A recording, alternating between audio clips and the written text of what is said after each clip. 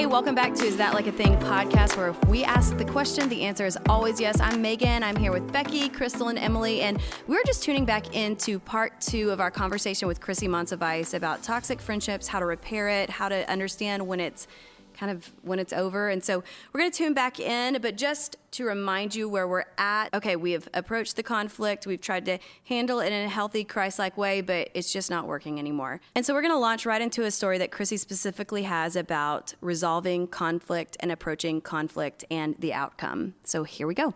And, this is pretty recent, so it's still very fresh. And, but God has been so good and taught me so many things through it. And I started this is a long-term friendship that recently was, had to die a natural death or an unnatural death, actually. And it was hard. And so I started when there was something that needed to be talked about with my friend. I prayed about it. I spent like a few days just really talking to the Lord and asking him, was this worth it? Is this one of those things that, yes, I need to have the hard conversation about, or do I just need to let go? And I really felt strongly that it was something I needed to have the hard conversation about. And the friendship was worth it because I wanted it to be healthy. I didn't want there to be any miscommunication or bitterness. So I went to my friend and I just told her, hey, I have to have this hard conversation, but I love you and our friendship enough to have it. And so just know this is why I'm here, because I care about us. And there was something that she did that hurt me, that I didn't believe she was aware that it was hurtful, but wanted her to know going forward, this was important to me. And so we had that conversation and it went really well.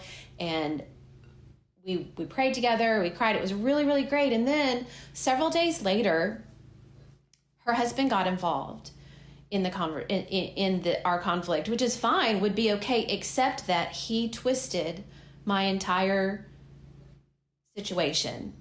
And it completely turned our friendship on its head. And she came to me and said, now that I have talked to my husband about this, I feel differently. And I feel like you're wrong and what you're doing is not okay. And or whatever. She said some things in that vein. And so we had another hard conversation. And this was over the phone this time, where I tried to kind of clarify, hey, this is what I was wanting. And at the end of that conversation, y'all, and this is I know it's only because of the Lord, and I had spent some time with him on this. I said, you know what? At the end of the day, though, I will take everything, my feelings, my opinions, my thoughts, and I will toss them out the window because I care enough about the relationship. I was willing to do that. However, unbeknownst to me, and she said, okay, I thought that everything was going to be okay. Unbeknownst to me, for like a year, she carried that around. And I discovered that when like a year later, we're doing life together. We're walking through friendship, and our families did life together. And then I could tell that something was off. And y'all, I'm not always the most observant person, so maybe it took a while. But I've also been friends with this person for a long time and would have recognized something. But I did finally recognize that, and that's when I pressed in and said, I really think something's off and I want us to talk about it. And the first sign I knew wasn't great, because she did not want to have a conversation. Did she just say that? Like, did she just come out and say, I don't want to have a conversation, or just kind of beat around the bush about it? She put me off. She procrastinated, or, oh, I'll get back to you, or I'm busy right now, or okay, sure. And then eventually I kept pressing in, and she said, I actually am really hurt by what happened, the year prior. And so I don't want to I'm just not ready to have that conversation over the phone with you. So we had a text-ersation, which I do not recommend. Mm-hmm. However, this was an important friendship, and I would have stood on my head in a corner, to have this. So and actually the Lord allowed me to have that text-ersation conflict in order to pray as I went through it. That was a blessing I don't recommend that, but I'm just saying it worked out for this particular situation. And then through that, I recognized that she was just going to believe her own truth about what happened after her. And I believe the husband was influential in that. And no matter what, it was apparent she was unwilling to resolve things. And I had to accept that. I had to accept that and then do some work with the Lord. Because it's hard, especially if you're a person who wants things to be okay in relationships, you know, or if you're a person that, I'm just giving different scenarios. If you're a person that feels like, okay, Lord, I did the right thing. I did the hard thing and the right thing. And even then, sometimes friendships will need to die. And this is what the Lord taught me. Because one, if there is toxicity in a relationship, you know, those things we talked about, lack of transparency, lack of honesty, unwillingness to resolve things, then it will eventually die anyway. It's not going to stand the test of time. So he taught me that, and that's part of life, this side of eternity. And then second thing he taught me was that the Lord will hear conversations that we have not. Yes. Okay, so I love that phrase. I think you have said that to Megan before, and she shared that with us, that God hears conversations that we don't have. So how does that play out in your life? How do you recognize that? How do you move forward? I think we want to really just dive into what the next steps are when you know that the conflict resolution is not going your way. It's not being resolved. It's not being resolved. Oh. The renovation has gone south. There's a wrecking ball crew coming in. Oh my gosh. Okay. Oh, yes, because y'all, that's hard. And the first step for me is I have to work on that with the Lord. Like, I really have to, I'm an overthinker. And so the tendency will be to go back and replay everything. And did I say this right? Did I do the right thing? Did I do enough? It's just, that's its own kind of toxicity. We can be friends, just so you know. You and I. Yes, I got you. And so I have to be careful. It's okay. I mean, reflection is good, but we need to give it a limited amount of time. And so reflect on that, but give it a limited amount of time with the Lord and say, okay, at some point, I'm not going to rehash all those conversations in my head. And Lord, I need you to give me the will to not do that, because it's emotional. Like, we're talking about it now, and, you know, we can say all these things and have guardrails and have steps, which are good, but the emotions can get out of control, and it's hard. And so we have to take that also to the Lord. And here's one of my favorite things I learned from a godly woman years ago. We can't change the way we feel, but we can change the way we think, which can change the way we feel. Yeah, that's so good. Yes. So we can't change the way we feel, but we can change the way we think with the Lord and his truth, which will change the way we feel. And so I had to take those feelings of just mourning and remorse and hurt and rejection and all those emotions to God and say, Lord, you're allowing this and you're in control, and I need to remember who you are and who you say I am. And for goodness sakes, even Paul and Barnabas broke up. And so it's part of life. And so that's the first step, is really take our thoughts and sift them through the Lord so that our emotions don't get out of control, and we don't start a spiral of our self-talk. And then the second thing I had to do in this particular relationship, I think it will vary, though there will be some breakups, if you will, where both people are like, yeah, I think we're better apart. And we, you know, the friendship is no longer. And you have that kind of conversation. And then I think that there are some places where I recognize there was not going to be reconciliation with my friend. And I said everything I felt like I needed to say and listened to her, and then just resolved it and said, I love you, I forgive you, and I understand that you don't want the friendship anymore. And that was that for that particular scenario. Yeah. I understand where you're coming from. I get it. I got it. And then I had to go deal with the Lord and the emotions and all of that. And then the next step, y'all, and because it's not just done, you're not just done. Then you need to work on forgiveness. Mm-hmm. And that's kind of the hard work of just working through forgiveness and allowing the Lord to provide that for you. And because, the temptation then for us is to be bitter or, talk in a hateful way about what happened in this person. And instead we can be better, and we can look at it as an opportunity to grow closer to the Lord and to grow in just our own maturity. Yeah.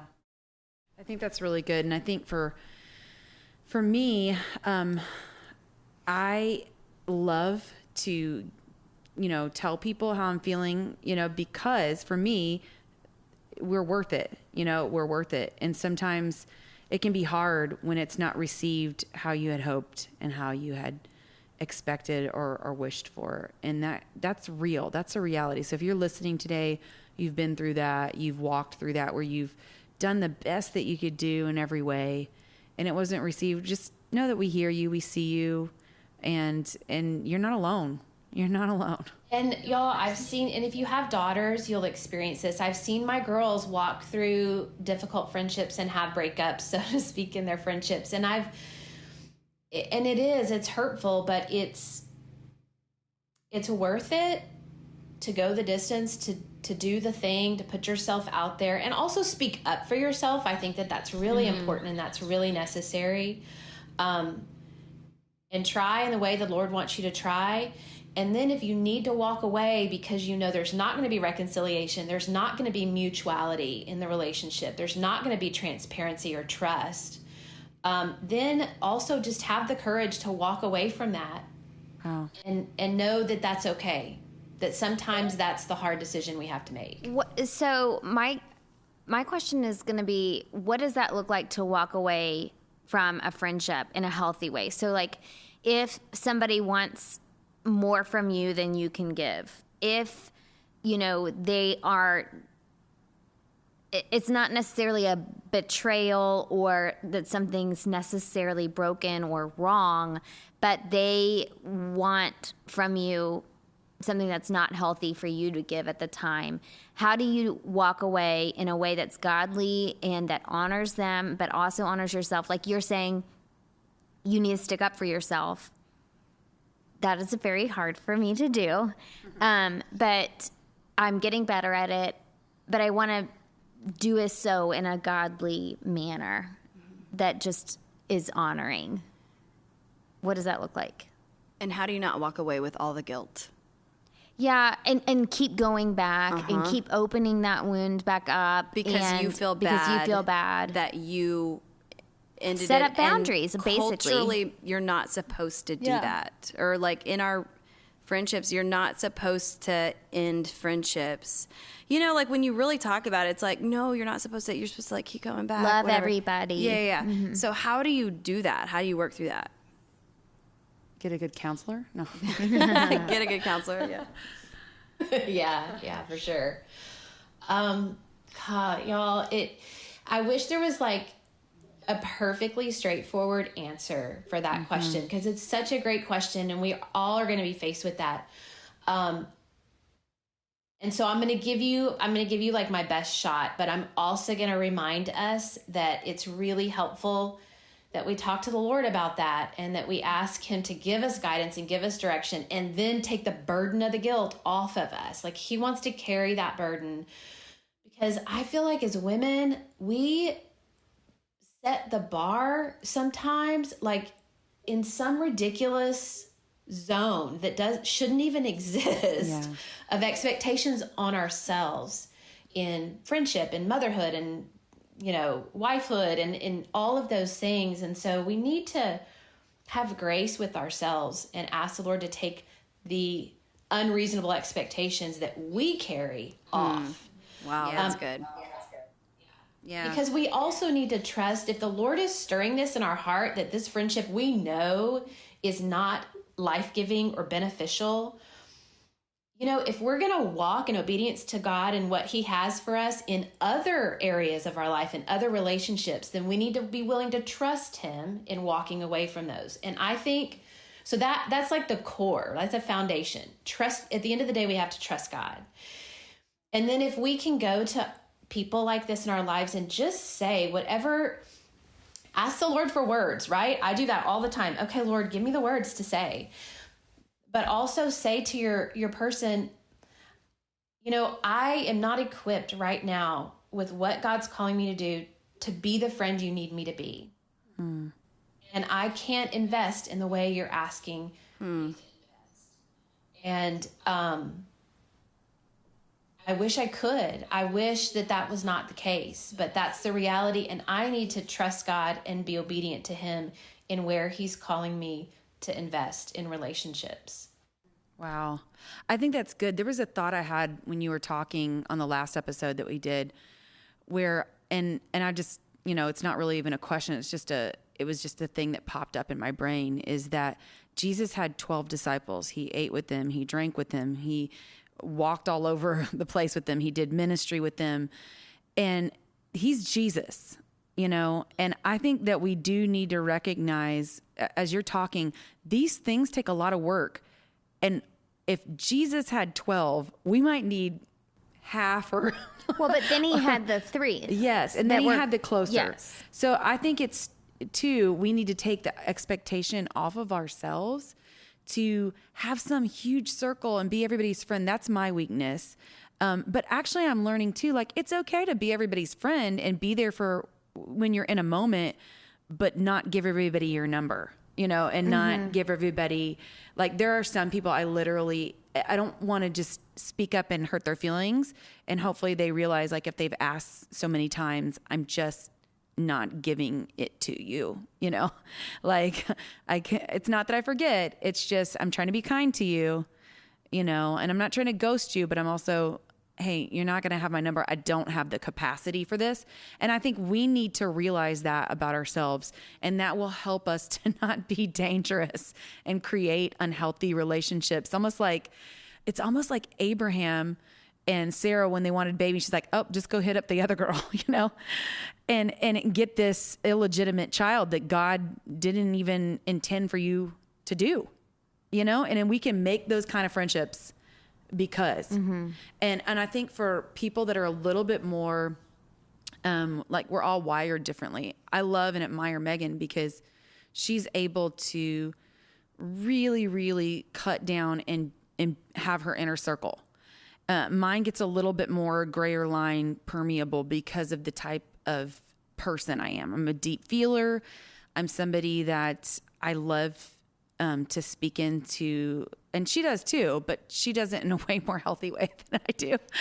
And I think what happens is there's this connection you make with people, and it's hard sometimes for me to differentiate.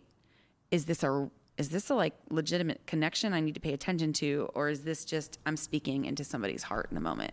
And I think if you're a deep feeler and you love, you know, to speak into people's lives in a way that's encouraging and helpful, you need to realize they ain't got to be your best friend. You know, you can be there in that moment and you can speak in their lives. Because I go down to our altars and I pray a lot with people, and they will just ask you for your number because you prayed with them. So if you're in ministry and you do that and you see a lot of people, just know you don't have to be friends with that person that you've just, you know, spoken to. Or you can go into a friendship knowing that it's just seasonal. Like, I think that we put a lot of weight on ourselves to, like, we make a friend, we keep the friend forever. And I think that we do need to allow our friendships to be a little bit more fluid, flexible. Like, it might just be seasonable. It might just be a seasonal fair weather friends friendship. It might be the lifelong friendships. It might be the for a second friendships. So I think it's interesting, and I would love your opinion on this, Krisi, or your advice. So, like Crystal was saying, Jesus had 12 disciples, and then he had the inner circle. He had 3 that were closer, and then even within the 3, he had one that was his closest friend. And we see several times in Scripture him bringing them in closer. So my question is, how do you navigate that in real life? Because people get their feelings hurt, because people are in the 12 and they want to be in the 3, or people are outside, like Crystal's not even giving you the permission to be in the 12, like, because you're not giving it. But like, how do you navigate that? When we had this conversation yesterday, because there are words that are used like cliquish and exclusive within friendship. And we don't obviously want to be those things, but then also we want to put boundaries, healthy boundaries around friendship and around our time. Because like we talked with Emily's friend Kelly Needham about, our mission is to go and share the gospel. And if we are just socializing with everybody we can possibly socialize with, we don't have the bandwidth to do that. So I would just be curious as to what your advice and wisdom, life experience has been on having those inner circle friendships, being very guarded, but also open, having the boundaries. What do you do?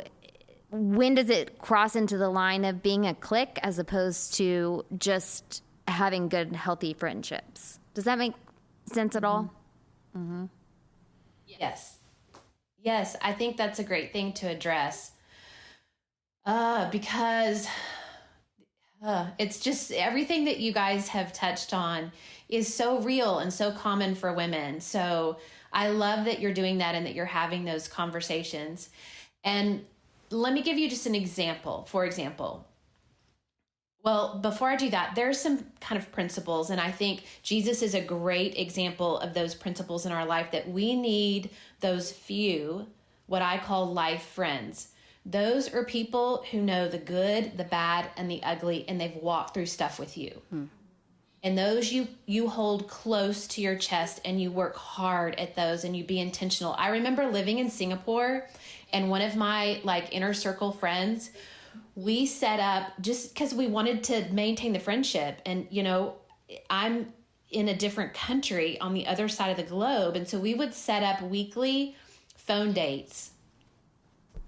And we had to schedule y'all around little kids. She has 5 kids. I have 5 kids. So we're scheduling around a lot of things. We were homeschool mamas. I don't know what was happening. A lot was happening. And we had different time zones, but we were diligent in setting up those phone meetings so that we could maintain that friendship and that connection.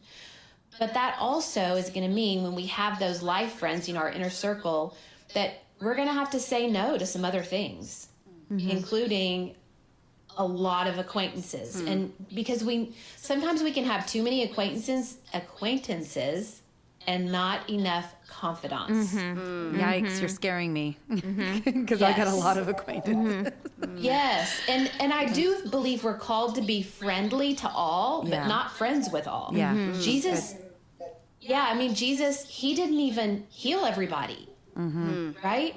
He had a purpose, and he knew what that purpose was. And so that's that's my other piece of advice, is really knowing, God, what is my purpose? And even seasonal, like Megan said. Another example. So for me in this season, fast forward many years from my Singapore days and living where I live now in the greater Houston area, and my kids in the school that they go to, there are lots of opportunities to be involved in different things. And one of the things where I live are fundraisers. And there are these like fantastically darling fundraisers for women that I would get invited to all the time. And I like these women. I'm really good friends with some of them, and I'm acquaintances with others. And the things that they're supporting are fantastic. But I knew for my purpose, while my kids were in high school, God had called me to create a place in my home for them to gather and feel loved and seen and ministered to. And if I'm going to do that, and I'm going to host all these kids, and I'm going to cook food, and I'm going to make space in my life for that, I had to say no to all the fundraisers.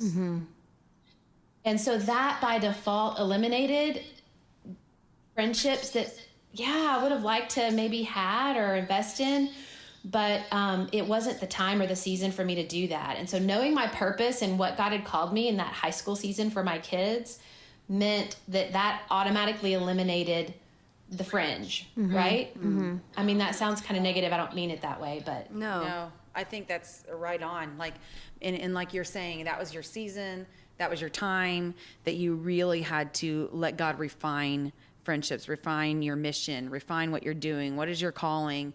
And I think your purpose, your calling, being intentional. And also, I think sometimes we forget to be spirit-led, to let the Lord lead us. And he's so willing, if we'll just pause for a minute, to show us direction of where we need to be investing and be the most intentional, and with who. And I think that's one thing, not who gives you the warm fuzzies, who's gonna, ride roller coasters with you, because that's my thing. Who's gonna do all the fun things with you. Yes, you want to have a girl gang. But I think those are more acquaintances you can have fun with, and your inner circle you can as well. But I really love that idea, and we talked about that too with Kelly, staying missional, staying minded, but allowing God to lead you in your friendships, because I can't tell you how many times I became friends with people even Megan and I talk about, how are we friends? Like, we're so different. We're so not alike. And it was because... Yet so alike. Yes, in some ways we are. It's kind of scary. But in a lot of ways, the way we approach things, the way our lives are structured and ordered, besides being in ministry, we're really different. And we weren't But you put us in a room together and presto changeo. We're up until 5 a.m. talking. But I will say that having fun with people is important to me as well. And so I would say, though, when I sat and I talked to the Lord, he began to highlight her to me. And he began to highlight, hey, be intentional here. I love you, friend. I love you too. And Crystal, I think that is so good. That is so important. And listen, from someone who has lived the nomadic life with my husband's job and lived, out of the country and in different states and all these different places, God taught me that. Yeah. Hey, why don't you just ask me where you should invest and what you should say yes to and what you should say no to. That's such a good thing for our listeners to hear, though, is that I think that we have a lot of fringe relationships, and I think that we are trying to propagate, or I don't know, like nurture even the fringe relationships when it's like, wait, we're taking our eyes off the ball here. Putting your eyes back on the ball is saying, okay, Jesus, what am I called to in this season? Who am I called to in this season? Which is going to be like husband, kids, or your family, or the person you're dating, seriously dating, or whatever. What am I called to? Who am I called to? And then what are the relationships you want me to nurture? And then after that, I love the freedom that is there of like, and then the fringe relationships can be the fringe relationships, but I have no responsibility to try to nurture them and grow them like they're me and Crystal, or me or Becky, or me and Emily relationship. Like, I want to nurture these relationships, but these aren't fringe relationships. Yeah. I love that. Y'all, I have literally walked into a brand new Bible study at wherever and asked the Lord, okay, Lord, where do you want me to sit? Because my time is limited here, because my husband's job's going to move us. I need to be on it. So where do you want me to sit, and who do you want me to sit next to? Like the little things even God cares about. Wow. And just think how much better it is when he leads you to a friendship. Like it is, you grow times 10,000 to the 10,000th power. It's the life-giving friendships. Yeah. Yes. This is just so awesome. He's a better picker. Okay, so this is Emily. I have a burning question, so I had to jump She's in. over here. Her little legs are like excited. I'm like a little squirrel over here.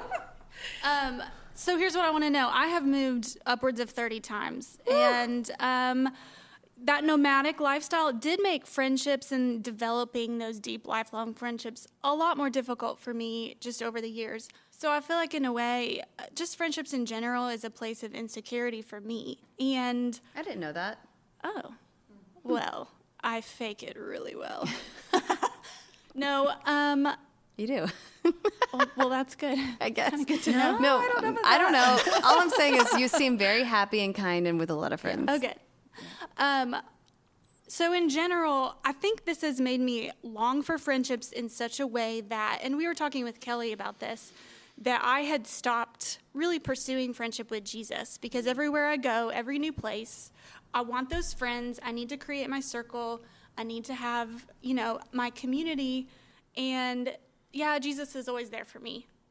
But this concept really of Jesus being our first and foremost friend, it's like I want to rebel against that in a way, in this really fleshly way. And here's what I want to know. How did you develop a deep and abiding friendship with Jesus that became your emotional stability no matter what else was going on with your human friendships? Emily Gentiles with the best questions. I know. Here we go. All right, Krissy, let us know. That is great. Listen, girl, I get you. The nomadic life, I get you. And here's what God did. He moved me to Belgium. I mean, and That's nomadic. That's the short answer. But here's what it did. It was a dark, lonely time, but God did the most amazing below the surface work in my heart. And here's how. So I go to a foreign country where I don't speak the language. I have a 2-year-old and I'm 7 months pregnant. So my life is looking a little consumed and busy. I don't have a lot of time to step out and make friendships. I did have a couple of friends there that we made, and my husband and I made some friends. But more than anything, what the Lord did is he taught me and created some habits in my life, because all I had was him. And it just spiritually, it's kind of it was kind of a dark time, just living in a foreign country and not having that community or even a thriving church community. So I started talking to him about it in my journal a lot. Wow. And he used that to show me how to, one, journal my prayer time with him, look for things in his word, truth, because I was like, I don't know how to deal with this. This is hard. And so he was kind of like, well, why don't you look in the Bible? Okay, I'll start looking in the Bible. And then I would write down scriptures that he would give me, because the Lord wants to direct us and he wants intimacy with us. And he would answer me by giving me scriptures that would go along with things I was praying and pouring my heart out. So that gave me a taste of what it's like to walk with the Lord through the dark places and how present he can be. And then I started to see him answer prayers and grow me in other ways. So the Lord used Belgium, which was a dark, dormant place of friendships, to grow my relationship with him, because that was all that I had. And I needed something. And so I just kept going to him. And then that was kind of a foundation just for spiritual habits in my life going forward.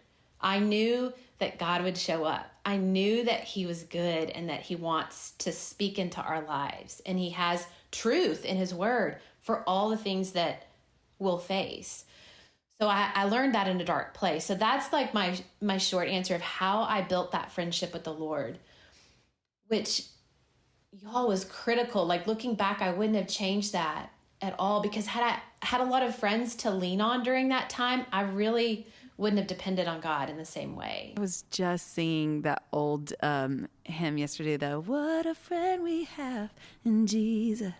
And I started crying. I was all by myself in my room, and I started crying, and I thought, your friendship is just the greatest value in my life. I mean, honestly, it really, because what you're talking about is in those dark times, having that friendship with him when nobody understands, when you feel like no one cares, and it might not even be the truth, but that's how you feel in that moment. And that having that friendship with the Lord is going to keep you afloat. Mm-hmm. It's going to keep your head, above water. It's going to pull you up out of the water.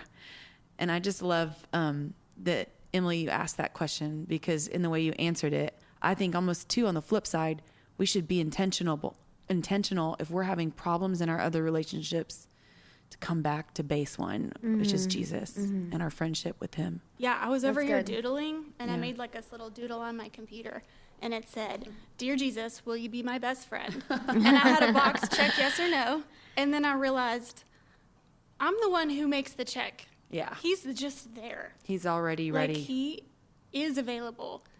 It is what he wants more than anything. And I'm the one who's holding back. You know what I mean? I think it's really cool that both of our guests on Friendship have really led us all back to Jesus is the main thing. Yeah, So like absolutely. Jesus should be our main friendship, our main relationship in our main life, man. our main man. I think that that's really cool. Like when you have that baseline, it affects the rest of your friendships and how you are able to have healthy boundaries, how you're able to navigate conflict, how you're able to navigate new friendships and old friendships and keeping up in seasonal friendships. And I just, I think that that's And how a really you're good point. able to navigate friendships ending is, in my mind, it's like Jesus, if Jesus is our friend, truly our friend and our primary friend that we go to everything for, then in my mind, it's like the pasta strainer. Jesus is the strain, and every relationship, everything goes through that strain, and everything is informed by that, even the breaks. Yes. And you know what, Megan, if I could just circle back, because this is so appropriate. Because of that foundation the Lord had built in my life, and because of the principles y'all are talking about, when I went through my most recent breakup that I shared at the beginning of this episode, I knew I had to saturate myself in God's truth and my time with him, even to the point where I had to clear some things in my schedule. Yeah. Because this was a 15-year friendship that was dissolving, and it was painful. And I knew that I had to saturate myself and go back to base one, like you said, and be in that place in order to navigate it emotionally healthy and spiritually healthy, and walk through the hard thing. So it absolutely, and then the other thing that I wanted to say about Jesus being the main thing, and this applies, y'all, to all relationships. Okay, friendship, obviously, like we're talking about. Also in marriage, I think this is a really good principle for marriage. And then even in parenting to some degree, where if we are nurturing that relationship with Jesus consistently and in those deep ways, it will take the pressure off of our spouse, of our best friend, of our kids, and, their things they're doing to fulfill needs that only God can. So it'll take the pressure off those people in our lives that it's kind of unfair to put all of that on them. And yes, we need those relationships and to depend on each other. And I'm all about that and carrying your sister. But having a healthy spiritual life on our own will just make those be able to thrive all the more without an unhealthy amount of pressure on that person to fulfill those needs. Wow, that is so good, Krisi. Thank you so much for coming on this podcast and just sharing with us your wisdom and on friendship. But listen, I want your wisdom on parenting. I want your wisdom on a 30-year marriage that still looks like it's doing so well, and your nomadic lifestyle has done well for y'all, at least, I guess. I don't know. Listen, they don't live in a caravan, by the way, in a van down by the river. Krisi's husband is in the oil industry, and so they've just been moved around all over the world. But hey, Krisi, thank you so much for joining us. We're so happy to have had you here today. Y'all, anything else to say? Just tell them where they can find her. Hey, 'cause you they're can going to want to follow her. Yes, you need to follow Krisi. I also have, I don't know if you know, I have a blog by the same name. Oh, Krisi. Okay, so why don't you tell us where to find you on Instagram and then your blog as well? Okay, awesome. I'd love to. So you can find me and reach out to me on thegoodsoil.co, and that is Instagram. And there's also on Instagram a link in my bio to my blog, which is the same name, thegoodsoil.co. So you could just also Google that. And I have a lot of things on there about friendship and obviously parenting and all the things we've talked about. So I'd love to connect with you guys in that space. Great. Awesome. Well, hey guys, we hope to see you next week. But until then, I'm Megan. I'm Crystal. I'm Becky. And Emily's over there. And you know she's here. She's here. We hope you have a great rest of the week. Bye.